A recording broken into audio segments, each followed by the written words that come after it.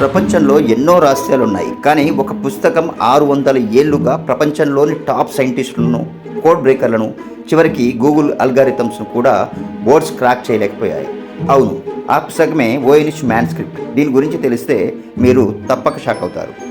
1912లో విల్ఫ్రిడ్ ఓయినిచ్ అనే ఒక పుస్తకాల వ్యాపారి ఇటలీలోని ఒక పాత లైబ్రరీలో ఈ వింత పుస్తకాన్ని కనుగొన్నాడు.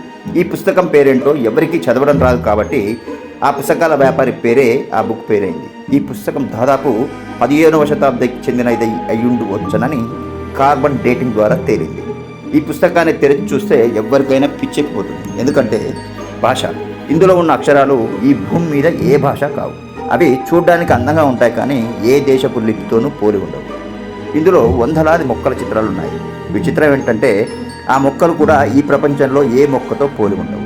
ఇవి వేరే గ్రహం నుంచి వచ్చినవా లేదా ఊహించి గీసినవా అనేది ఇప్పటికీ ఎవ్వరికీ తెలియదు.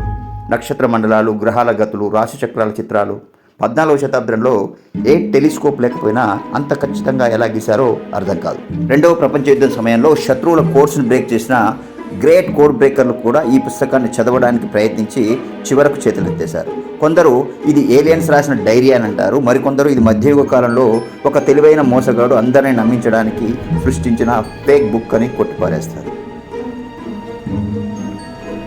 ఇటీవల కొంతమంది పరిశోధకులు ఇది మెడికల్ గైడ్ అయి ఉండవచ్చని, అప్పట్లో మహిళల ఆరోగ్యం గురించి రహస్యంగా రాసిన భాష అయి ఉండవచ్చని భావిస్తున్నారు. కానీ ఇప్పటికీ ఒక్క అక్షరాన్ని కూడా ఎవ్వరూ ఖచ్చితంగా డీకోడ్ చేయలేకపోయారు. ఈ పుస్తకం ప్రస్తుతం అమెరికాలోని ఏల్ యూనివర్సిటీలో భద్రంగా ఉంది.